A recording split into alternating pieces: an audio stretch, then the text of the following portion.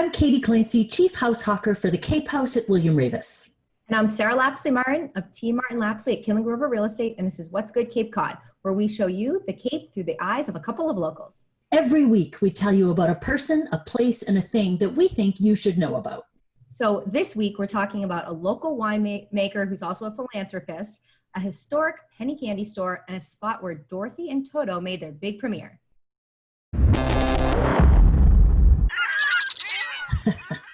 All right, well, I'll start with our person. Our person is my friend, Joe Carr. And I'm really proud to be able to say that because Joe he's a lot of things, but he's a really generous, kind, good person above all.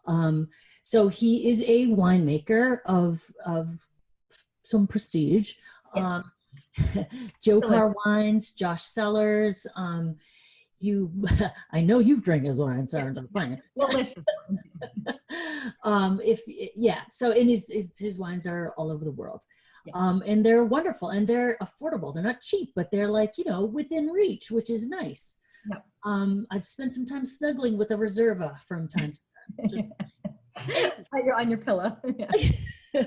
So, well, one of the things that I adore about Joe is that he cannot give enough. He has like a compulsion to give and to contribute and to have meaning and purpose like we all do. And the way he does it, I'm sure he does it, not locally too, but he's very involved locally in the community. In two particular instances where I have really gotten to witness his generosity was at the Arts Foundation of Cape Cod. He's very involved there, great donor. His wines were served at the Pops by the Sea last year. But the place where I really got to know Joe was a couple years ago, and when we lost Officer Gannon, and the whole community we were just all so devastated. And heartbroken, yeah. It just was such a horrible thing. Anyway, what I did I felt like I had to do something. So I said, I'm going to have a benefit. I'm going to do something. I'm going to have a fundraiser. I was doing these dog walks and I said, I'll have a dog walk. I'll get all my dog friends together. And we'll, because, Officer or Sergeant Gannon had, his canine was injured as well. And I said, well, we'll do something to benefit animals. That's what we'll do. And I got connected with actually someone who's going to be featured on our show another time, Joe Ambrosini, who is the head of the Cape and Islands Canine Relief Fund, which helps, so when these dogs retire, there's really no program for them. It's not like they don't get a pension and benefits like actual officers do. So someone's got to take this dog that's been trained to, like, in some cases kill, to manage this dog, feed this dog, take care of it in its as it ages, and to their family. It's expensive. And so he raises money to support these dogs in their retirement. So I said, that's what we'll do. We'll do a benefit for that. Well, I didn't realize that Joe Carr was actually already a supporter of the Canine Relief Fund. And so when Joe Ambrosini asked him to help out, my God, that man showed up with like a box truck full of cases of wine. Wow. He came to the event, personally signed them and let us just sell them. He just gave them to the organization. We poured his wine and we also sold these signed bottles. And I thought, wow, that's an awesome guy. And then like the day before the event, now this is chaos. We put this huge event together in 3 weeks. The day before, and I'm trying to get all these logistics together. Joe goes, I'd like to make another donation.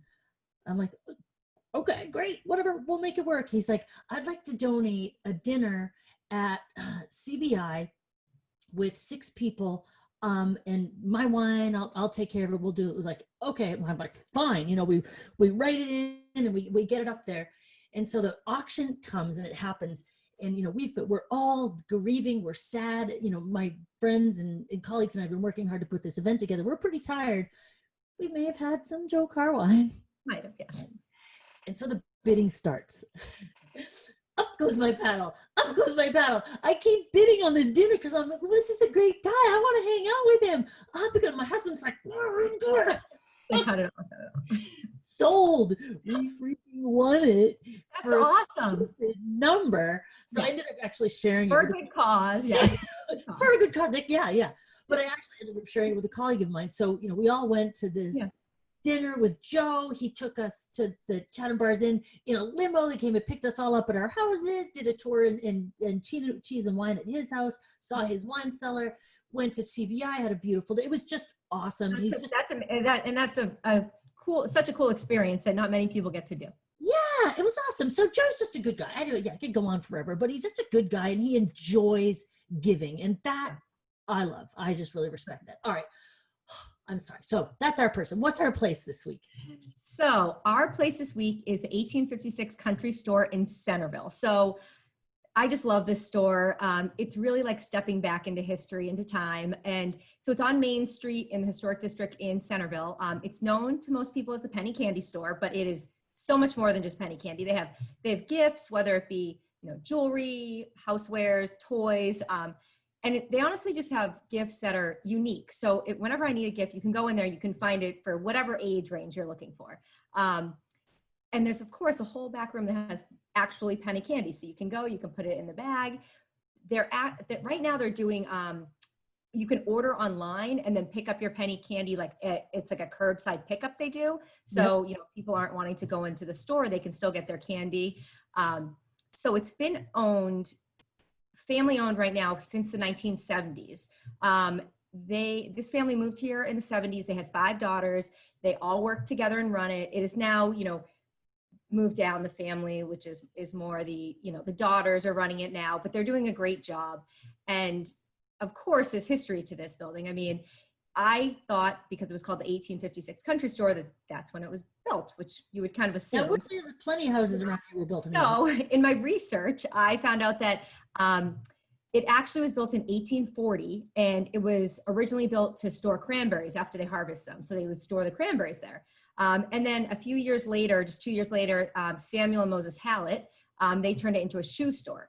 So that was in 1942. And then 1842, excuse me. And in 1856, that's when it turned into like the general store. So, okay. All right. Yeah, I thought that was really cool. And it's a red building. When you go by, it just has that, that charming feel to it that you really. I mean, artists, it's been painted a million times by different artists. Exactly. Yeah. And it's, it's also funny. It's not a place you would go to talk about politics, but outside there's the 2 benches. So one says Republican, one says Democrat. So I know people love relaxing on the benches, whatever side you decide, seat you decide to sit on.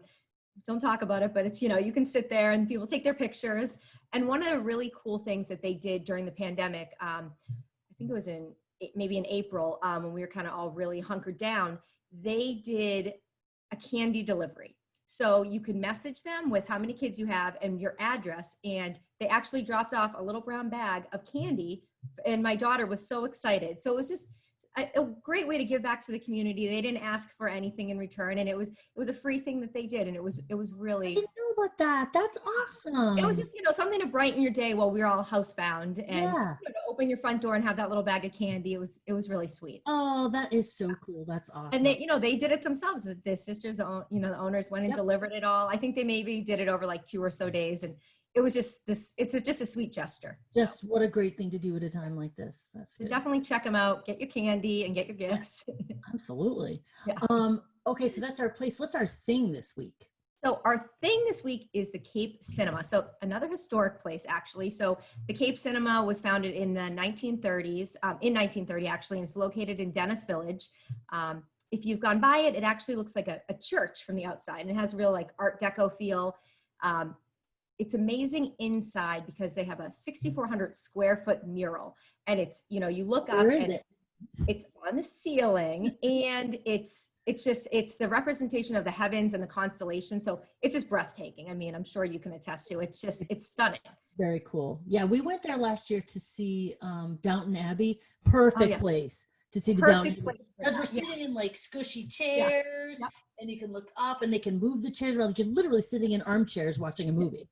It's such a great spot. And just looking at that mural, you're just like, wow, where else are you going to see this in a cinema? And so I was, again, doing a little digging on them, and I didn't realize this, but one of their claims to fame is that they showed the world premiere of The Wizard of Oz in 1939. So they were one of only 3 test markets, which is crazy to me. So 1 out of 3 was in Dennis here. They showed it the day before the rest of the world saw it. And when you go in there, they actually have the poster like in the lobby right above the box office. So Yep. you can see the show poster.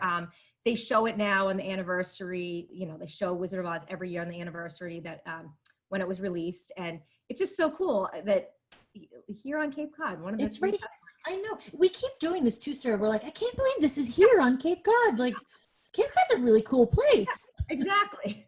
So I don't, going through whether they're opening or not, they're doing some virtual screenings and things. So, just stay tuned and stay on top of them and see. They're always, even, COVID or not, they definitely live stream lots of things already. Exactly. But whether, how many people can go in there, or we just don't know yet at this point. So, but it's just such a great landmark, and to have it on Cape Cod, it's something to check out. For sure. It really is. Yeah. Oh, all right. Well, I think we gave you guys plenty of stuff to do and think about with our person, place, and thing this week. If you keep following us, before long, you'll know Cape Cod like we know Cape Cod.